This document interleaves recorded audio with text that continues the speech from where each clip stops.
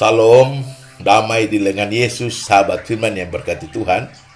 Kita bersyukur kita jumpa lagi pada pelajaran rohani, pelajaran yang ke-12 pada minggu ini.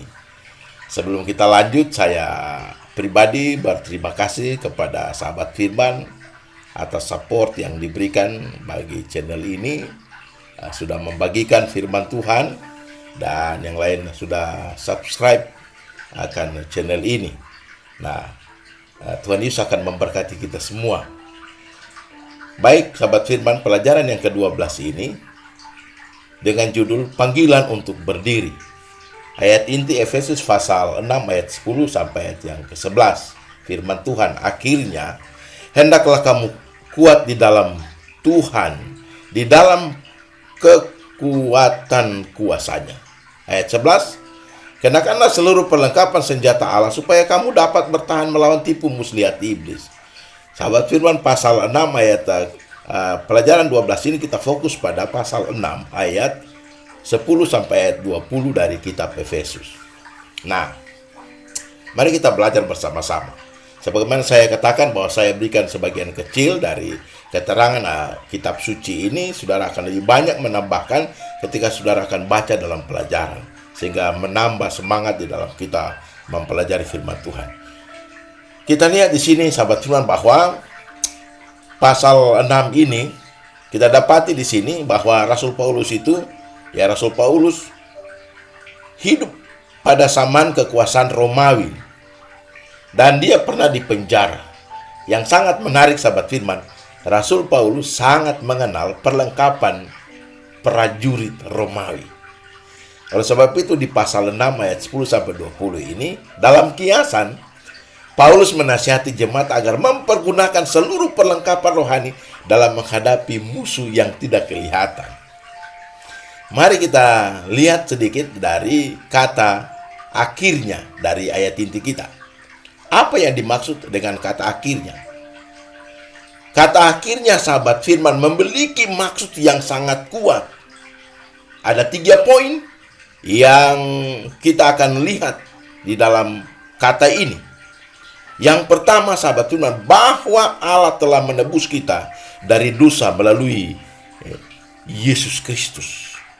Yang kedua, bahwa Allah memateraikan kita dengan Roh-Nya yang kudus. Yang ketiga, bahwa Allah membawa kita ke dalam persekutuan yang bersatu dengan dirinya. Sangat luar biasa maksud dari kata akhirnya ini. Nah, perlu diingat sahabat firman bahwa kehidupan kekristenan ini merupakan satu barisan maju berperang. Dan barisan ini, peperangan ini tidak ada pembebasan sahabat firman. Tidak ada pembebasan. Barisan ini harus maju dan maju dan maju dan maju.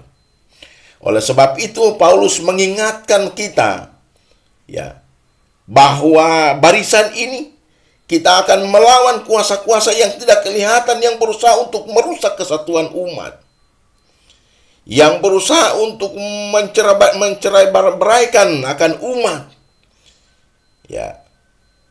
Yang berusaha untuk menyelewengkan akan kebenaran-kebenaran yang ada dalam firman Tuhan. Yang berusaha untuk menyelewengkan kesucian umat. Kuasa-kuasa ini terdapat di dalam ayat yang 12. Pemerintah, penguasa, dan roh jahat di udara. Sahabat Tuhan yang berkati Tuhan, roh-roh jahat ini sangat berkuasa dan licik, penuh tipu muslihat. Manusia tidak mampu melawan mereka. Roh-roh jahat ini sahabat firman sering mempengaruhi akan umat-umat Tuhan. Dia mempengaruhi mungkin umat ketika bersatu untuk menjalankan akan misi Tuhan, maka roh-roh jahat secara licik akan mengacau balaukan akan keadaan ini. Dan ini terjadi setiap saat. Dia mempengaruhi umat-umat Tuhan untuk saling menjelekan, saling menghina, saling membenci, dan lain-lain sebagainya, sahabat firman.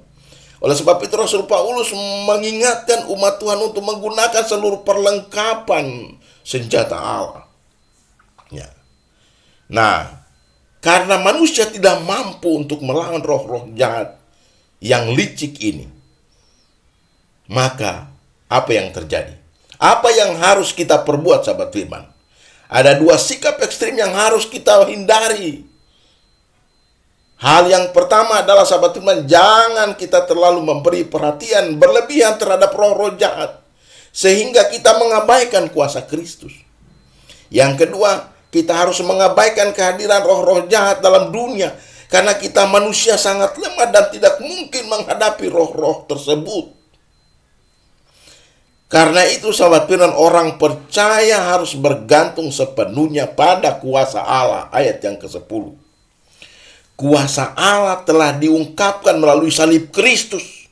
Dan di salib Kristus ini maut dan kuasa iblis telah dikalahkan. Oleh sebab itu orang Kristen harus mengenakan seluruh perlengkapan senjata Allah. Di ayat yang ke-13. Untuk itu, sahabat firman, kita harus selalu siap sedia dan berdiri tegap dengan cara seperti ini. Hidup adil dan benar. Hidup saling mengasihi.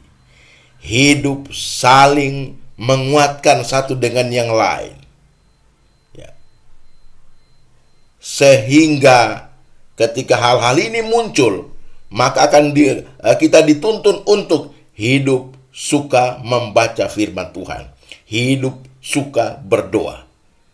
Dengan demikian hal-hal ini akan membuat kita untuk tetap kuat.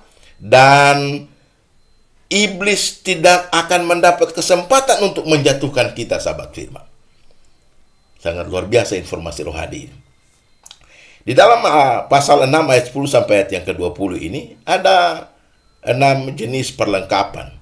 Yang pertama, kebenaran, pembenaran, berita Injil damai sejahtera, iman, keselamatan, dan firman Allah. Mari kita lihat, sahabat firman. Kebenaran adalah sesuatu yang masuk akal, sesuatu yang berjalan dengan lancar dan dapat diuji. Kebenaran yang dapat diuji, yang berjalan dengan lancar ini hanya terdapat dalam kebenaran dalam Alkitab. Dan kebenaran dalam Alkitab ini, dalam kitab suci ini, bisa merubah kehidupan umat-umat Tuhan dan bisa menuntun manusia untuk mendapat kebenaran. Di dalam ayat yang ke-14. Baju sirah pembenaran adalah pulihnya relasi dengan Allah melalui Yesus Kristus yang melindungi orang-orang percaya dari semua tuduhan iblis. Di ayat yang ke-14. Sebagai umat Tuhan, sahabat firman, kita harus ada kerelaan untuk memberitakan Injil damai sejahtera. Memberitakan Injil damai sejahtera ini, hal ini sangat dibenci oleh iblis, ya. Karena Injil adalah kekuatan Allah yang menyelamatkan manusia dari cengkraman roh-roh jahat. Ayat yang ke-15. Oleh sebab itu, sahabat firman, kita harus rela memberitakan berita pendamaian ini agar orang lain mengenal Tuhan Yesus Kristus dan juga mengalami damai sejahtera. Iman pada Allah. Iman berarti percaya pada janji Allah. Ini akan melindungi kita dari serangan iblis yang berbentuk keraguan-raguan dan kebimbangan. Kita harus mengandalkan perisai iman itu, sahabat firman, untuk menghancurkan semua serangan iblis yang ingin menjatuhkan dan membuat kita meninggalkan Tuhan. Oleh sebab itu, orang Kristen, orang yang percaya kepada Tuhan, telah menerima keselamatan dari Allah dan sedang menanti sepenuhnya pada saat Yesus datang kedua kali untuk menyelamatkan orang yang percaya, orang yang menerima Yesus sebagai juru selamat, orang yang mengikuti akan kemauan Yesus Kristus, orang yang menghidupkan akan teladan Yesus Kristus di dunia ini, saling mengasihi, saling menolong, ya, dan hal-hal yang baik yang Yesus buat bagi manusia. Yesus buat masa kini. Yesus berusaha, Yesus mau untuk menyelamatkan kita. Dan kerinduan Yesus adalah Yesus menyelamatkan kita dari semua serangan iblis, serangan si jahat ini, sahabat firman. Perlengkapan terakhir adalah firman Allah yang merupakan pedang roh, ayat 17. Ya, ayat 17. Nah, Ternyata pada zaman Yesus, Yesus melawan serangan iblis dengan firman Allah. Matius pasal 4 ayat 1 sampai 10.